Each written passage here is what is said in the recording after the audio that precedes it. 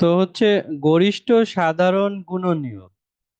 গরিষ্ঠ সাধারণ গুণনীয়ক মানে হচ্ছে গসাগু। গরিষ্ঠ মানে গ, সাধারণ মানে সা,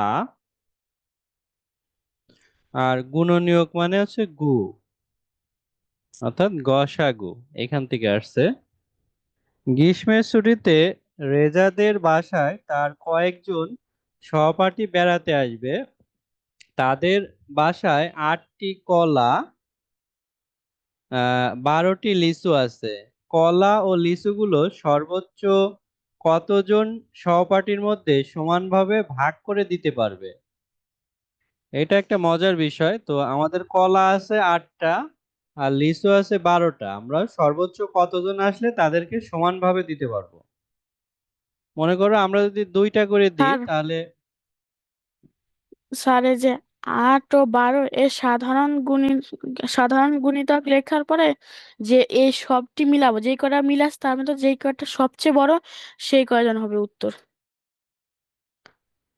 হ্যাঁ, অর্থাৎ দেখো আমরা যদি 8 আর, আচ্ছা এখানে করব না, নিচে কি করছে দেখি। এই যে একটা ছক, নিচের ছকে কলা লিচু সমানভাবে ভাগ করে দেয়া দেখানো আছে। তো মনে করো আমাদের যদি সহপাঠী একজন আছে বেড়াইতে, তাহলে কি ওকে একাকেই আমরা 8টা কলা 12টা লিচু দিয়ে দেব। এখন যদি 2জন আছে তাহলে কি কলা দেব 4টা, লিচু 6টা করে দেব আর কি। যদি 3জন আছে, 3জনকে তো আমরা 8টা কলা ভাগ করে দিতে পারবো না। যদি 4জন আসে তাহলে কি 8টা কলা আছে, প্রত্যেকে 2টা করে কলা পাবে এবং লিচু পাবে 3টা করে, যেহেতু তিন তিন চারা 12, অর্থাৎ 4জন আসছে। যদি 5জন আসে তাহলে আমরা কলাও ভাগ করতে পারবো না, লিচু ভাগ করতে পারবো না। 6জন আসলে আমরা লিচু ভাগ করতে পারবো না, কিন্তু কলা ভাগ করতে পারবো না, লিচু ভাগ করতে পারবো। 7জন আসলে একটাও দিতে পারবো না। 8জন আসলে শুধু কলাটা দিয়ে দেব, কলা আমাদের 8টাই ছিল। কিন্তু লিচু 12টা লিচু ভাগ করে দিতে পারবো না। তো আমাদের কলা ছিল 8টা, তাই না? তো এখন যতজনই আসুক, 8টার বেশি তো আর কলা স্যার দিতে পারবো না, তাই বারো না? জন আসলে খালি 12টা লিচুই দিতে পারবো। হ্যাঁ, 12টা লিচু দিতে পারবো। এরপরে যদি 13জন আসে আমাদের, তাহলে কি কলা তো ওই আটে এসে শেষ হয়ে গেছে, তাই না? 9-এ এসে শেষ হয়ে গেছে, অর্থাৎ লিচু কি 13তে এসে শেষ হয়ে যাবে আমাদের। তো এইভাবে তাহলে দেখো আমরা সর্বোচ্চ পাইলাম এই যে এইখানে আর কি, 4 নম্বর ঘরে। অর্থাৎ আমাদের যদি 4জন সহপাঠী আসে তাহলে আমরা 2টা কলা আর 3টা লিচু দিতে পারবো। তো এই বিষয়টা এই যে নিচে করে দেয়া আছে। Assalamualaikum. Bismillahirrahmanirrahim. Assalamualaikum. এই যাদের কাছে কথা আছে নিজেরাই মিউট করে রাখতে পারো। দেখো 8-এর গুণনীয়ক স্যার বের 1, করে 2, 4, 8 আর Aku 12-এর tahu tahu. গুণনীয়ক এইটা। তো এটা কিভাবে বের হয় আমি একটু দেখাই। আচ্ছা আমি এটা একটু উপরে নিয়ে যাই। তো মনে করো 8, আমাদের 8 সমান সমান কি 1 গুণ 8। আবার 8কে যদি 2 দিয়ে ভাগ করি, 4 দুগুণী 8, 3 দিয়ে ভাগ যায় না, 4 তো এখানে আছে। তাহলে এই গুণনীয়ক আমরা যেভাবে পেলাম 1, 2, 4, 8, সেটা হচ্ছে এইটা। মেহরাজ হোসেন লেখালেখি করো না। 1, 2, 4, 8, ঠিক আছে? এই সংখ্যাগুলো হবে গুণনীয়ক। এখন 12কে আমরা একইভাবে বের করতে পারি। প্রথমে 1 গুণ 12 করতে হবে, তারপরে 2 দিয়ে যায় যেহেতু জোড় সংখ্যা, 2 গুণ 6। তারপর 3 দিয়ে যায়, 3 4 12।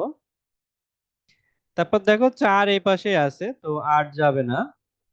তো এখন বিষয়টা খেয়াল করো, এই যে 12-এর গুণনীয়ক হয়েছিল 1, 2, 3, 4, 6, 12, সেগুলো এই যে এখানে আছে 1, 2, 3, 4, 6, 12।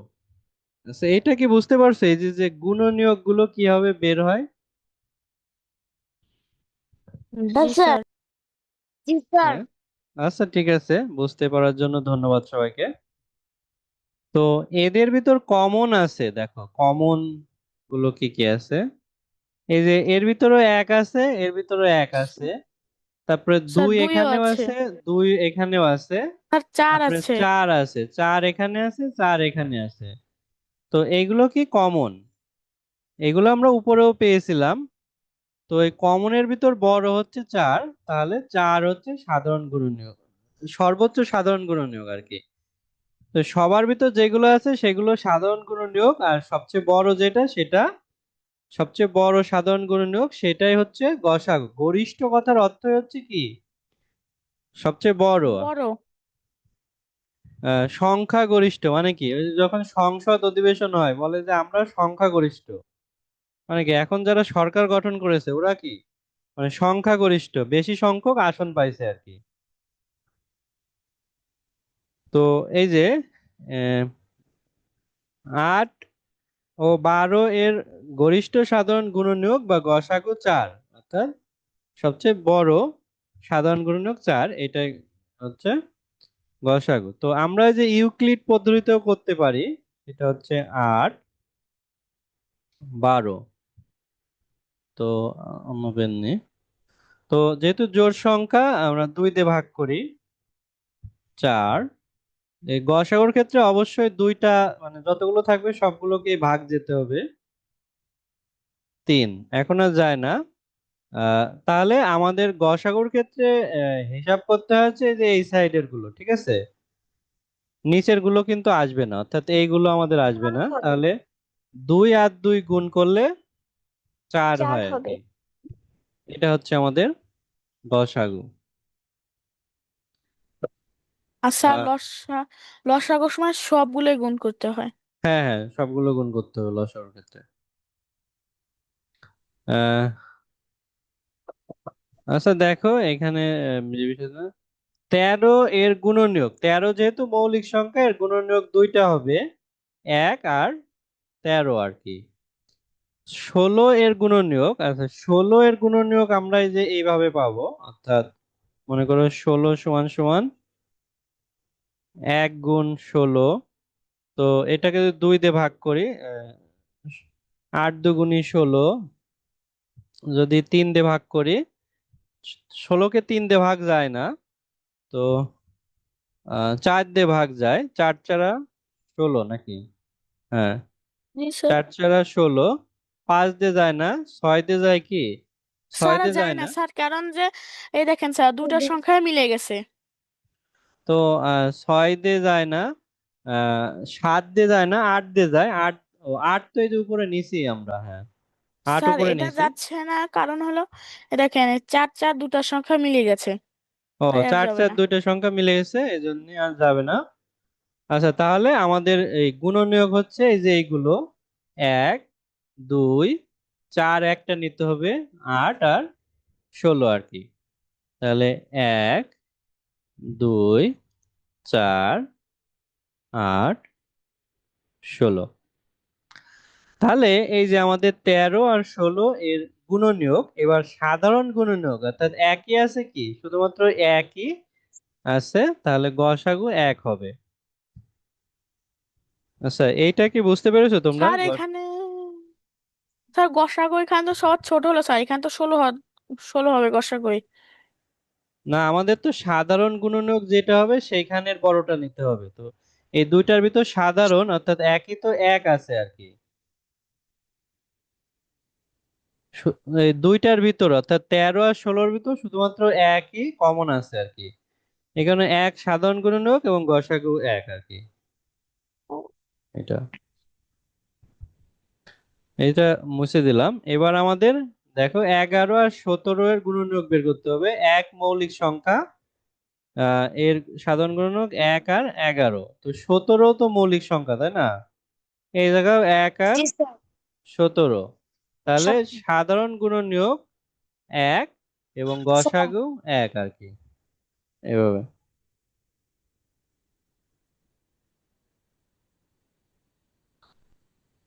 তো গসাগু নির্ণয় করো। আচ্ছা এইখান থেকে আমরা একটা গসাগু নির্ণয় করব। আহ, কত নম্বর স্যার অঙ্ক বলি করে দেয়া যায় বলো তো? স্যার 4 নম্বর 3 নম্বর। আচ্ছা দেখো, তো 3 নম্বর আমরা আচ্ছা 3 নম্বরে ছিল হচ্ছে 23 আর 24 ছিল আর কি। তো 23, তো প্রথমে হচ্ছে 1 গুণ 23। তো 23 যেহেতু বিজোড় সংখ্যা, 2 দিয়ে ভাগ যায় না, 3 দিয়ে যায় না, 4 দিয়ে কি যায়? 4 দিয়ে যায় না, 5 দিয়ে যায় না। স্যার আচ্ছা এটা 23 কি মৌলিক সংখ্যা? একটাই থাকবে। হুম। জি স্যার। 23 যেহেতু মৌলিক সংখ্যা তাহলে একটাই থাকবে। এবার আমরা 24 কে ভেঙে দেখি কি হয়। তো এক দিয়ে চাই প্রথমে স্যার। 1 গুণ 24। 24 যেহেতু জোড় সংখ্যা 2 দিয়ে তাহলে দেয় 2 স্যার, দিয়ে ভাগ 12 যাবে। দুগুণা 24। হ্যাঁ 12 দুগুণী 24। এবার 3 দিয়ে যায়, 3 দিয়ে যায় না, 3 স্যার 7 চারটা 21, 3 8 24, তাই না? 3 জি 8 স্যার 24। তারপরে 4 দিয়ে কি যায়? 4 ছক না 24 জি হয়। স্যার 4 ছক 24 হয়, তাহলে 5 আর 6 তো এখানে আসে, আর দরকার নেই।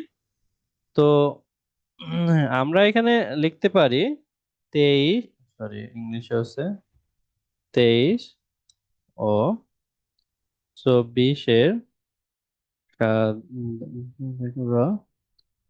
এটা মনে হয় আরেকটু যাবে। আহ, আচ্ছা দেখো সাধারণ গুণনীয়ক। সাধারণ গুণনীয়ক হচ্ছে 1 আছে শুধু, তাহলে দন্তাংশে বন্ধ নিম্ন গসাগু হবে গসাগু, এটাও 1 হবে আর কি। তো এইভাবে আমাদের তারপর অঙ্ক। তো তোমরা উপরে এইভাবে লিখতে পারো যে 23 এর গয়েশ মধ্য দন্তাংশ অন্তর গুণনীয়ক 1 আর 23, আর হচ্ছে 24 এর গয়েশ মধ্য গুণনীয়ক সমান 1 2 3, সরি 3 3 4 4 6 6 8 8 12 12 24। 24। তো এইভাবে আমাদের ছিল। তো এইটা আমরা মানে ইউক্লিড পদ্ধতিতে যদি করি, এটা একটু দেখো ইউক্লিড পদ্ধতিতে। তো আচ্ছা এটা কালার চেঞ্জ হলো নাকি? 1 মিনিট।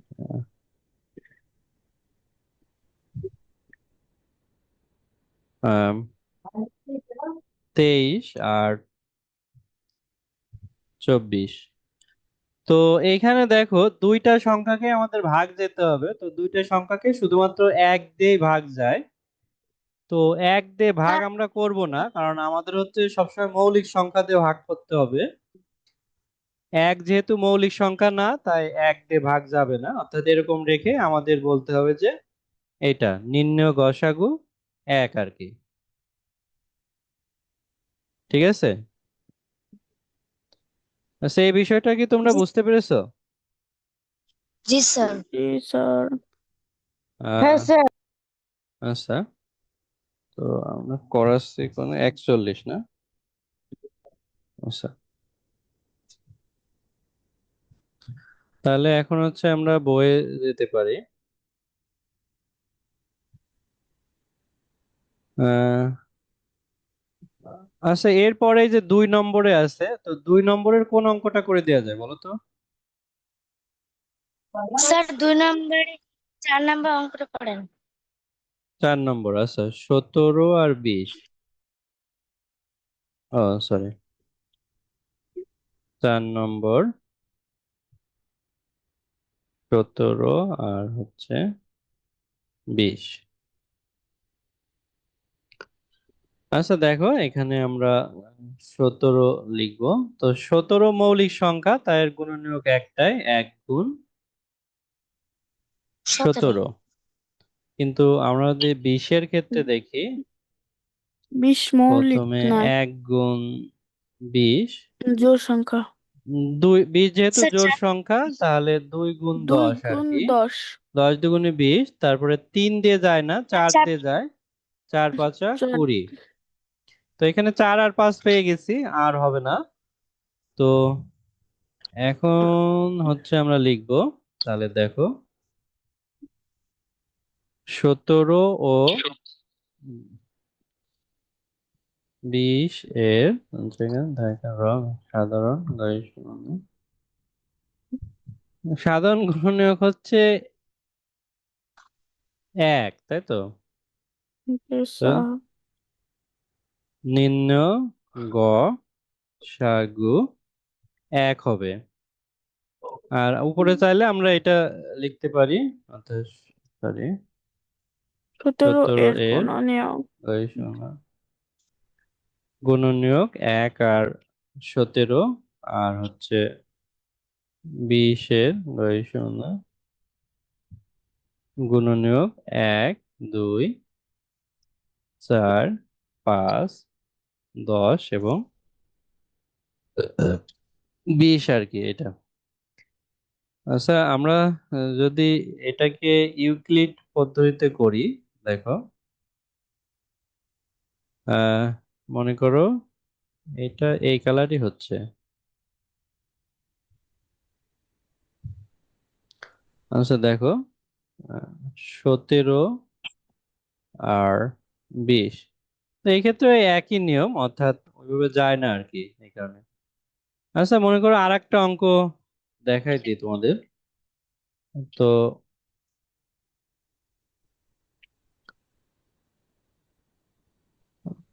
আচ্ছা এগুলো তোমরা পারবে, আমি হচ্ছে আগানোর জন্য পরের পৃষ্ঠায় চলে যেতে পারি।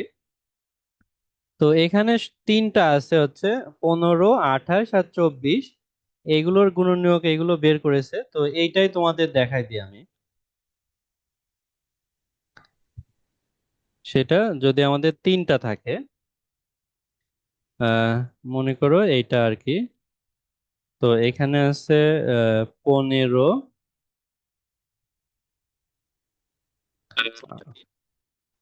18 কথা আসছে।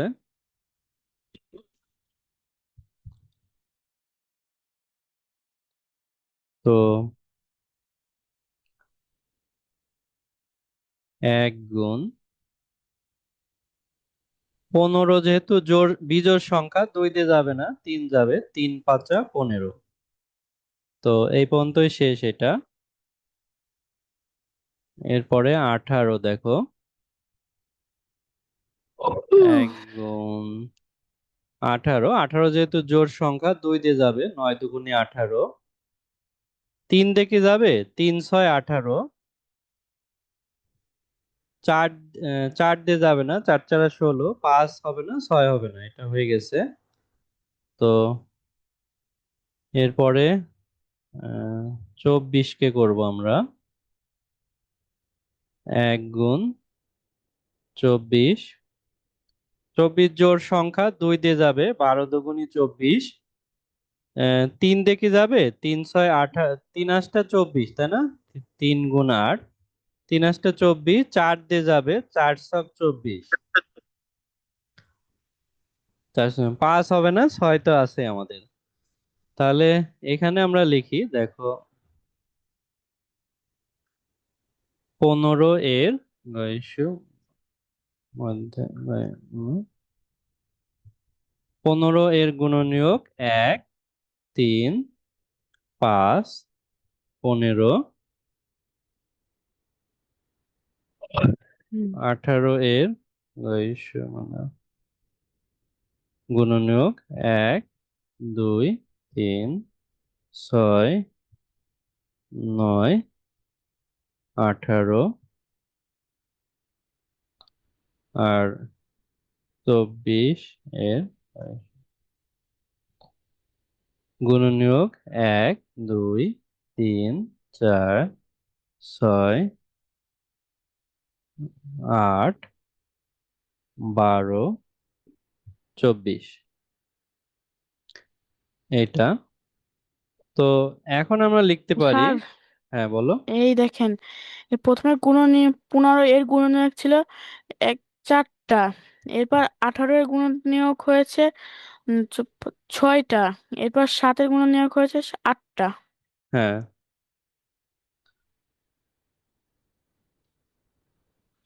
2টা করে বেশি হয়েছে। ও 24 এর সাধারণ গরিষ্ঠ মূলধন তো স্যার এর এক এদের স্যার ভিতর এক এক আছে সব স্যার জায়গায়। 18 ও 24 দুইটা দুই ছিল, কিন্তু 15 দুই নেই। নেই। স্যার 3।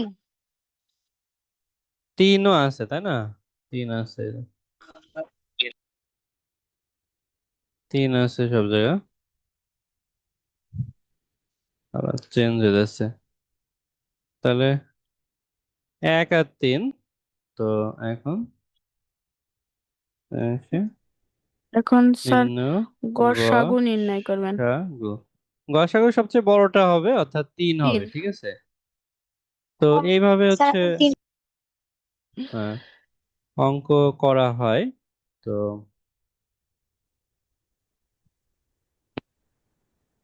আচ্ছা দেখো, আমরা ইউক্লিড পদ্ধতিতেও করে দেখাই দিই। 15, 18, 24, তো আমাদের এমন সংখ্যাতে ভাগ করতে হবে, অর্থাৎ মৌলিক সংখ্যা যেটা দিয়ে 3টাকে ভাগ করা যায়। তো 2 দিয়ে ভাগ করলে 18 আর 24কে ভাগ করা যায়, 15কে ভাগ করা যায় না। ইকো আসছে তো, স্যার এই যে। 3 দিয়ে। তাহলে 3 দেখবো, 3 দিয়ে সবগুলোকে ভাগ করা যায়। 15কে ভাগ করলে 5, 18কে ভাগ করলে 3 6 18, 24কে ভাগ করলে 3 8 24। এইগুলোকে কিন্তু আর ভাগ করা যায় না, অর্থাৎ 6 আর 8কে 2 দিয়ে ভাগ করা গেলেও 5কে যায় না। তো 6কে 3 দিয়ে ভাগ করা যায়, এগুলো যাক। তাহলে 3টা হচ্ছে আমাদের গসাগু হয়। তো এইভাবে, তো এই অঙ্কটা কি তোমরা বুঝতে পেরেছো? জি হ্যালো। জি স্যার। জি স্যার, জি বুঝতে স্যার। পেরেছি। আচ্ছা, আশা করি সবাই বুঝতে পেরেছো। জি স্যার। তো আমি মুছে দিলাম। না। তো এই যে আমরা যে বিষয়টা করলাম, এই যে এখানে সেটা দেখানো আছে আর কি। তো এখানে গসাগু 3 হবে।